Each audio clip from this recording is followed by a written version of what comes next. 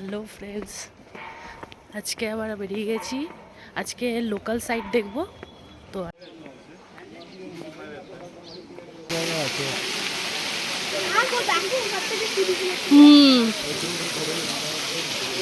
এটাই মল রোড বলে। কিছু হচ্ছে নিচে।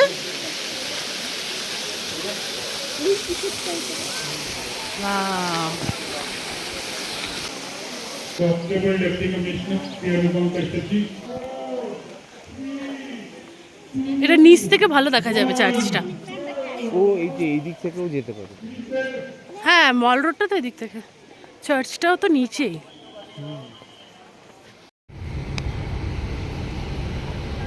ওই দেখা যাচ্ছে জাকুমন বজরংবলী টেম্পলটা, মূর্তিটা দেখা যাচ্ছে। হ্যাঁ, এখন যেহেতু চার্চটা বন্ধ তাই আমরা জাকু টেম্পলে যাচ্ছি রোপে করে।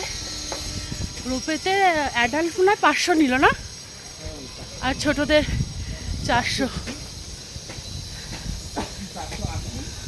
হ্যাঁ, ওই 500-480। এবার এটার ওপরে উঠতে হবে। না, সিঁড়ি তো দেখছি।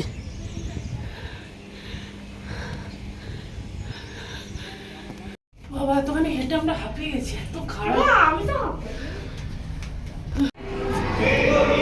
বাপরে, ওয়েটিং তো।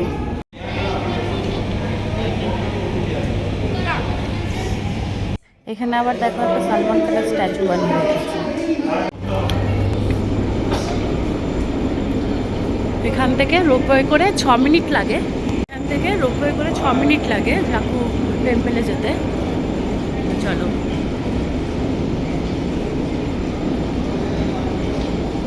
ওই দেখো রোপওয়ে আসছে ওইখান থেকে।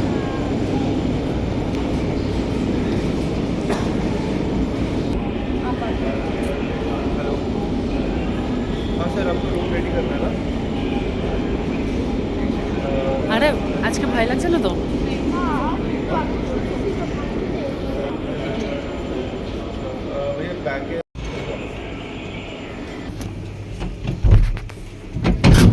हमारा ट्रॉली तेरा ट्रॉली पैक्ड है ना, तेरा पूरा पैक्ड है। एक्चुअली পরিষ্কার না এনাটা, তাহলে বোঝা যেত। मेरा सबका मेरा पिट्टू वाला वो बैग है और वो वाला भी बैग दिया, बस खुला खुला बना हुआ सामान हमारा। बेबी है चलो कैच इट।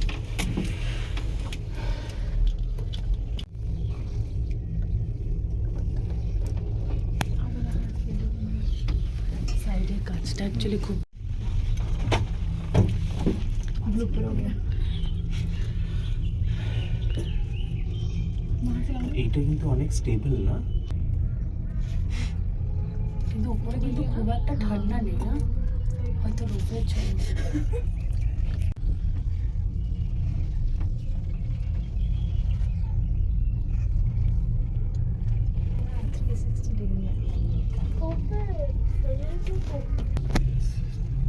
সিক্স মিনিট বললো তো।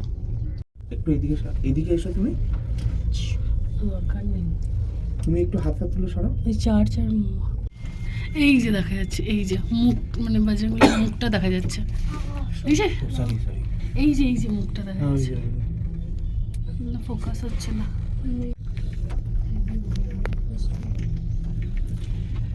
গাছের কি করছো?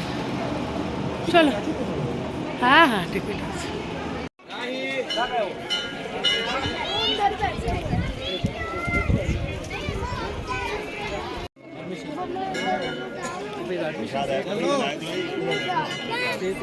परमिशन से कम नहीं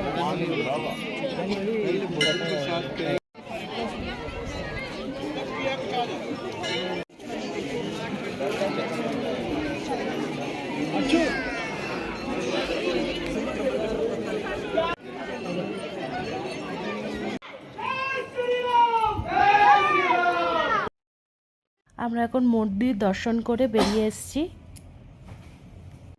এই বজরংবলী স্ট্যাচুটা one of the tallest statue in the world.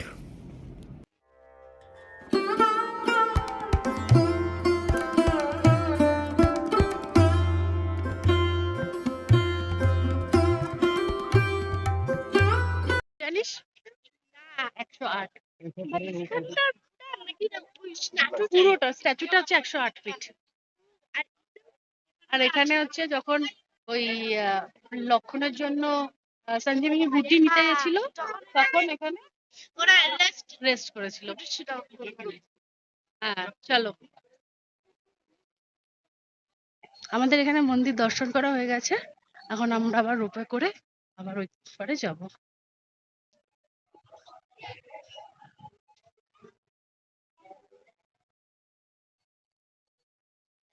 এখান থেকে অ্যাকচুয়ালি মুখটা ভালো মতো দেখা যাচ্ছে, তাও দেখা যাচ্ছে না গাছের আড়ার পরে। ওই যে মল রোড দেখতে পাচ্ছ বাবা, ওরে বাবা, এই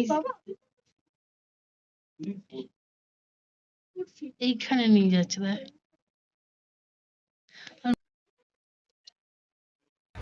গাইস, আমরা এখন জাকু টেম্পল থেকে বেরিয়ে এখন আমরা মল রোডে এসেছি। দেখো এটা কি সুন্দর।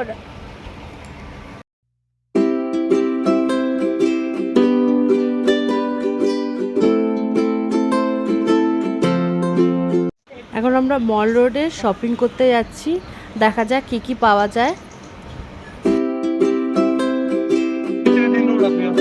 আর প্রথমেই দেখো আরও বইয়ের স্টল দেখে ওখানে গেছে আর দুটো বইও কিনেছে। আর এখানে প্রচুর মেয়েদের জুয়েলারি, মেকআপ, জুতো, ব্যাগ খুব সুন্দর সুন্দর পাওয়াও যাচ্ছিল আর দামও খুব কম ছিল।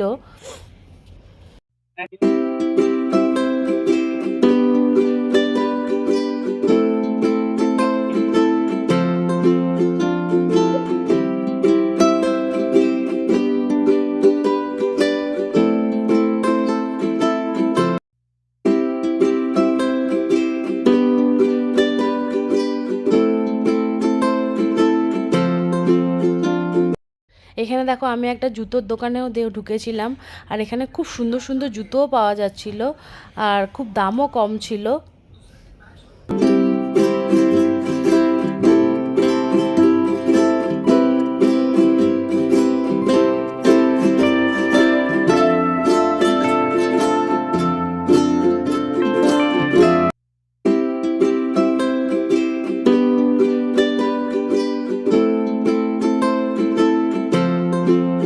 আমরা এখন মল রোড থেকে নিচের দিকে যাচ্ছিলাম, সেখানে প্রচুর দোকানপাট আছে আর ওখানে শপিং করার জন্য বেস্ট প্লেস। আর ওখানে যেহেতু সানডে আমরা যেদিন গেছিলাম তাই জন্য অনেক দোকানপাটও বন্ধ ছিল।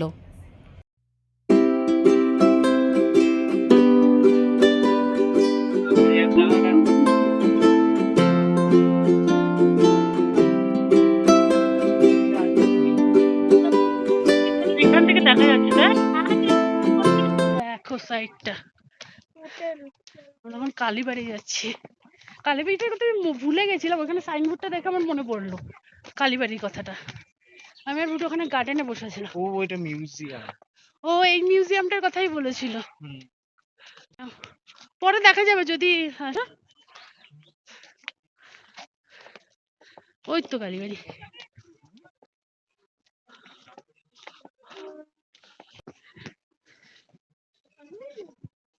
এখান থেকে জাকুটা পুরো বোঝা যাচ্ছে, মন্দির।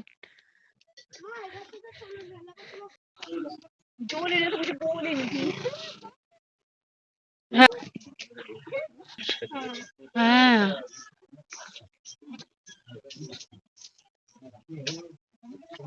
এসব করে পাবনি তো।